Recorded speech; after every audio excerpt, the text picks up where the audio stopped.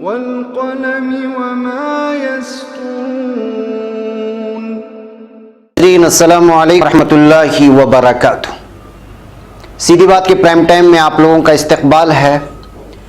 मैं अंसार अजीज़ नदवी आज एक मखसूस उन्वान पर, जो कि जिस उन्वान पर आज हंगामा मचा हुआ है मीडिया में, और बिलखुसूस मारूफ एक्टर हिंदुस्तान के नसीरुद्दीन शाह आज तनाज़े में आ गए हैं। बल्कि उनको तनाज़े में नहीं आना चाहिए था, इसलिए कि उन्होंने जो भी बातें कही हैं वो एक बहैसियत एक सच्चा और अच्छा हिंदुस्तानी होने के वो बयान दिया था। और यहाँ जो जराइम हो रहे हैं और गौकशी के नाम पर जो कत्ल गारिदगिरी हो रही है और एक इंसान के ऊपर एक गाय को तरजीह दी जा रही है, उस पर अपने आरा को उन्होंने एक टीवी इंटरव्यू में रखा था, जिसको लेकर के आज उनको मुख्तलिफ किस्म की धमकियाँ भी मिल रही हैं और लोग उन पर जो है सोशल मीडिया में उनको ट्रोल किया जा रहा है, उनको गद्दार वतन कहा जा रहा है वगैरह वगैरह। इसी पर मैं इंशाल्लाह एक रिपोर्ट पेश करूंगा जिसको दीवार ने भी शाये किया और कई लोगों ने उसी के हवाले से मैं आपके सामने रखूंगा। मैं तफसीलात में जाने से पहले आपसे दरख्वास्त कर लूँ कि जिन लोगों ने अभी तक हमारे चैनल को सब्सक्राइब नहीं किया है वो ज़रूर सब्सक्राइब कर लें, हमारी वीकली सीधी बात को भी देखें। और कल चूँकि सफ़र था, इस वजह से डेली वीडियो न्यूज़ और प्राइम टाइम आप लोगों की खिदमत में नहीं रख पाए, हम इसके लिए माफ़ी के खासकार हैं। सबसे पहले आप नाजरीन इस वीडियो को एक बार सुन लें। छोटा सा टुकड़ा है जिसको नसीरुद्दीन शाह ने कहा है।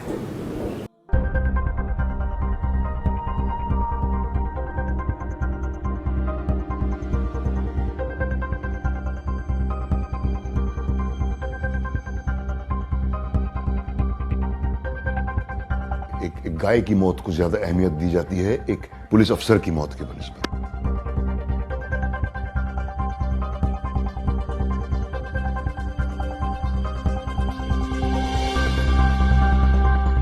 कल को उन्हें कोई अगर एक भीड़ ने घेर लिया कि तुम हिंदू हो या मुसलमान, तो उनके पास तो कोई जवाब ही नहीं होगा।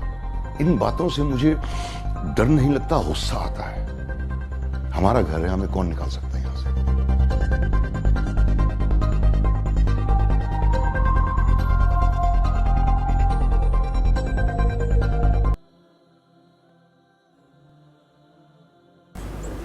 चलिए नाज़रीन आगे बढ़ते हैं। आपने वीडियो को सुना कि नसीरुद्दीन क्या कह रहे हैं। बुलंदशहर तशद्दुद मामले में मारूफ एक्टर नसीरुद्दीन शाह के बयान से वे तनाज़े के बाद उन्होंने वजाहत की है कि मैंने जो कुछ भी कहा था वो एक बेदार हिंदुस्तानी शहरी के तौर पर कहा था। उन्होंने कहा, मैंने ऐसे क्या कह दिया जो मुझे गद्दार कहा जा रहा है। मैंने इस मुल्क के बारे में अपनी तशवीश का इजहार किया है जिससे मैं पार करता हूं। वो मुल्क जो मेरा घर है, यह आखिर जुर्म कैसे हो गया। नाज़रीन गौरतलब यह है कि एक्टर नसीरुद्दीन शाह ने हाल ही में उत्तर प्रदेश के बुलंदशहर में गौकशी के शक में भीड़ के जरिए किए गए तशद्दुद का हवाला देते हुए कहा था कि कई जगहों पर एक गाय की मौत को एक पुलिस अफसर के कत्ल से ज्यादा तवज्जो दी गई। नसीरुद्दीन शाह ने इस मुल्क में अपने बच्चों के मुस्तकबिल को लेकर भी तशवीश का इजहार किया था। उन्होंने कहा था कि मैंने अपने बच्चों को किसी खास मजहब की तालीम नहीं दी है। वाज़ेह हो कि नसीरुद्दीन शाह कारवान मोहब्बत इंडिया को दिए गए एक वीडियो इंटरव्यू में इस बात का इजहार ख्याल किया था। कारवान मोहब्बत ने सोमवार को यूट्यूब चैनल पर यह वीडियो पोस्ट किया है। नसीर का कहना था कि जहर फैलाया जा चुका है और अब इसको रोक पाना मुश्किल है। उन्होंने कहा कि इस जिन को वापस बोतल में बंद करना बहुत मुश्किल हो गया है। जो लोग कानून को अपने हाथों में ले रहे हैं उनको खुली छूट दे दी गई है। कई शोबे में हम ये देख रहे हैं कि एक गाय की मौत को एक पुलिस ऑफिसर की मौत से ज्यादा तवज्जो दी गई है।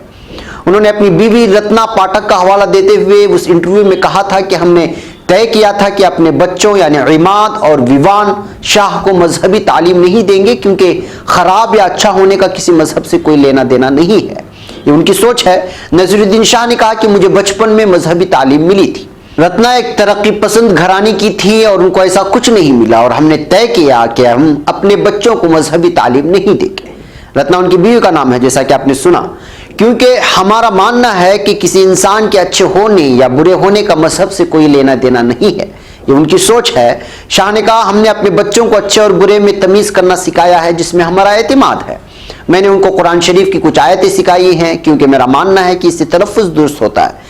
ये वैसी है जैसे रामायण और महाभारत को पढ़ने से किसी का तलफ़्फ़ुज़ दुरुस्त होता है। उन्होंने कहा कि हालात जल्द ठीक होने वाले नहीं हैं। उन्होंने ये भी कहा कि मैं डरा हुआ तो नहीं हूं, लेकिन मेरे अंदर गुस्सा है। मैं अपने बच्चों के लिए तशवीश में मुब्तला हूं, क्योंकि कल अगर भीड़ उनको घेर कर पूछती है तुम हिंदू हो या मुसलमान, तो उनके पास उसका कोई जवाब नहीं होगा। यह मेरे लिए बाइस तशवीश है और मुझे नहीं लगता कि यह हालात बहुत जल्द ठीक होंगे। शाह ने यह भी कहा था, ये चीजें मुझे डराती नहीं हैं बल्कि गुस्सा दिलाती हैं, और मैं मानता हूं कि अच्छी सोच वाले हर इंसान को गुस्सा होना चाहिए, डरना नहीं चाहिए। यह हमारा घर है और किसकी हिम्मत है जो हमें घर से बाहर निकाल दे। नाज़रीन, वाज़ेह हो कि गुज़िश्ता 3 दिसंबर को बुलंदशहर के सयाना इलाके के चिंगरावटी में मुबैना तौर पर गौकशी को लेकर मुश्तइल भीड़ के तशद्दुद में थाना कोतवाली में तैनात इंस्पेक्टर सबूत कुमार सिंह और सुमित नामी एक दीगर जवान की मौत हो गई थी। पुलिस इंस्पेक्टर सबूत कुमार सिंह दादरी में हुए अखलाक कत्ल मामले में 28 सितंबर 2015 से 9 नवंबर 2015 तक जांच अफसर थे। इस मामले में 27 नामजद लोगों और 50 से 60 मालूम लोगों के खिलाफ मुकदमा दर्ज किया गया है। बुलंदशहर तशद्दुद मामले और इंस्पेक्टर सबूत कुमार सिंह के कत्ल मामले में कलीदी मुलजिम बजरंग दल के रहनुमा योगेश राज को बनाया गया है। फिलहाल वो फरार हैं। मामले में एक और मतलूब शेखर अग्रवाल भी फरार है। इस मामले में एक फौजी जेतू मलिक उर्फ जेतू फौजी को गिरफ्तार किया गया है। इसके अलावा 11 से 12 दूसरे लोगों को भी गिरफ्तार किया जा चुका है। काबिल जिक्र है कि उत्तर प्रदेश पुलिस सबूत कुमार सिंह के कत्ल के मुलजिमीन को पकड़ने से पहले मुबैना गोकशी के मामले की तफ्तीश करेगी। बुलंदशहर के एएसपी रईस अख्तर ने इंडियन एक्सप्रेस को बताया था, इस वक्त हमारी अहम फिक्र यह है कि किन लोगों ने गाय को मारा है। गाय के कत्ल को लेकर फैले तशद्दुद में ही इंस्पेक्टर सबूत कुमार सिंह की मौत हुई थी। हमारा मानना है कि पहले जब हम गौकशी की जांच कर लेंगे तो उससे पता चलेगा कि कैसे सबूत सिंह की मौत हुई थी। यही नहीं, गुज़िश्ता दिनों एक प्रोग्राम में योगी आदित्यनाथ ने इंस्पेक्टर सबूत कुमार सिंह के कत्ल को मॉब लिंचिंग नहीं बल्कि एक हादसा करार दिया था। इंडियन एक्सप्रेस की रिपोर्ट के मुताबिक नई दिल्ली में एक प्रोग्राम के दौरान योगी ने कहा था, उत्तर प्रदेश में मॉब लिंचिंग का कोई वाकया नहीं हुआ, बुलंदशहर का वाकया एक हादसा है और उसमें कानून अपना काम कर रहा है, कोई भी कसूरवार बख्शा नहीं जाएगा। गैर कानूनी जानवर का कत्ल पूरे उत्तर प्रदेश में ममनू है और डीएम और एसपी इसके जवाबदेह होंगे। इसके अलावा तशद्दुद के कुछ दिनों बाद वजीर आला योगी आदित्यनाथ ने वाकये को लेकर एक मीटिंग की थी, जिसमें सारा ध्यान सिर्फ गौकशी पर रहा था। योगी आदित्यनाथ ने तशद्दुद में मारे गए पुलिस इंस्पेक्टर सबूत कुमार सिंह की मौत पर एक लफ्ज भी नहीं बोला था। एनडीटीवी के मुताबिक सीएम ने उस वाकये पर chief secretary DGF, chief secretary home, additional director general intelligence of police के साथ इजलास किया था। इजलास के बाद एक प्रेस रिलीज जारी की गई जिसमें इंस्पेक्टर का कहीं भी जिक्र नहीं था। गुज़िश्ता 4 दिसंबर 2018 को जारी प्रेस रिलीज में लिखा गया है कि योगी आदित्यनाथ ने संजीदगी से जांच करके गौकशी में मुलव्वस तमाम आदमियों के खिलाफ सख्त कार्रवाई की हिदायत दी। नाजरीन, गौरतलब है कि बुलंदशहर तशद्दुद के दौरान इंस्पेक्टर सबूत कुमार सिंह के कत्ल से नाराज कई साबिक नौकरशाहों ने खुला खत लिखा है, जिसमें उन्होंने रियासत में इस मामले से पहले और बाद में पैदा कशीदगी को लेकर अपनी तशवीश का इजहार किया है। नई दिल्ली में जारी एक रिलीज के मुताबिक खत में लिखा है कि 3 दिसंबर 2018 को हुए तशद्दुद के दौरान पुलिस अफसर सबूत कुमार का कत्ल सियासी ताअस्सुब की सिमत में अब तक का एक बेहद खतरनाक इशारा है। 83 नौकरशाहों की तरफ से जारी इस खत में कहा गया है कि उत्तर प्रदेश में इख्तिदार के बुनियादी उसूल, आईनी पॉलिसी और समाजी सुलूक खत्म हो चुके हैं। वजीर आला योगी आदित्यनाथ एक पुजारी की तरह शिद्दत पसंद और अक्सरियती सोच के एजेंडे पर काम कर रहे हैं। यह खत लिखा गया था नौकरशाहों की तरफ से जो साबिक नौकरशाह थे। नाजरीन, जाहिर सी बात है कि जो लोग 4.5 सालों से सिर्फ अफवाहों को सही खबरें बताकर के तशद्दुद फैलाने की कोशिश कर रहे हों और जहां पर इंसान की जिंदगी गाय से भी ज्यादा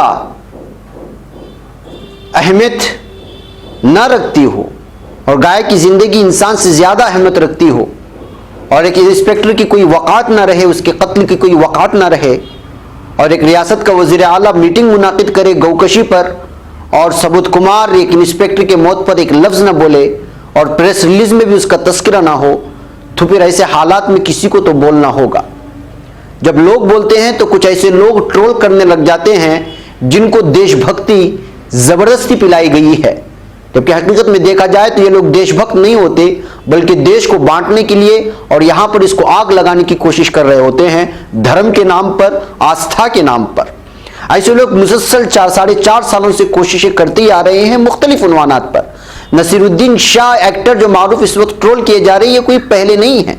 इससे पहले भी कई सामाजिक कारकुनान को, कई सियासी लीडरान को और इससे पहले कई एक्टर्स को, खुद फिल्मी दुनिया से हो या दीगर छोटे पर्दे की दुनिया से हो, इन तमाम लोगों को बाकायदा सही बोलने पर, सच बोलने पर गद्दार वतन का उन पर लक़ब मिला, बल्कि उनको बदनाम किया गया। इस नाम से लक़ब तो नहीं कह सकते, बदनाम किया गया, उनको ट्रोल करने की कोशिश की गई और मुसलसल की गई। अब उस फहरिस्त में एक और नाम जुड़ गया, नसीरुद्दीन शाह, जिन्होंने सच बोला और हक बोला और वो अपने औलाद को लेकर फिक्रमंद थे कि कल को कोई भीड़ अगर बीच रास्ते में रोक ले और उनसे पूछे कि तुम हिंदू हो या मुसलमान, तो वो लाजवाब होंगे, क्योंकि कुछ भी कहने से डर महसूस होता है। जब हालात इस तरह के हों और उसको कहा जाए, उसको बोला जाए, बल्कि इसको लिखा जा रहा है, बोला जा रहा है, तो ऐसे हालात में किसी को गद्दार वतन कहना, बल्कि हम तो उन गद्दार वतन का जो ट्रोल कर रहे हैं उन्हीं से पूछते हैं कि आपको ये ठेका किसने दिया है कि आप किसी को वतन परस्त कहें और किसी को गद्दार वतन।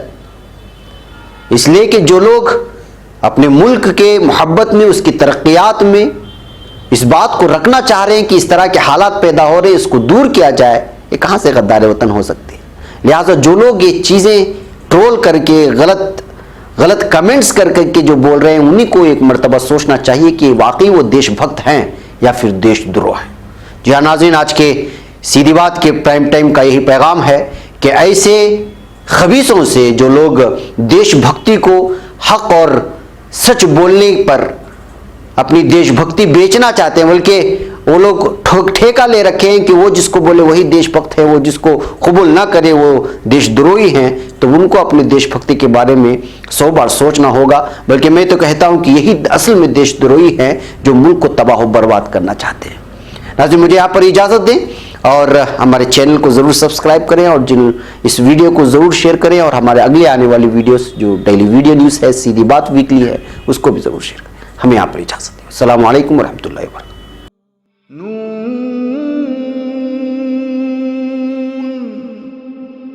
वल क़लम वमा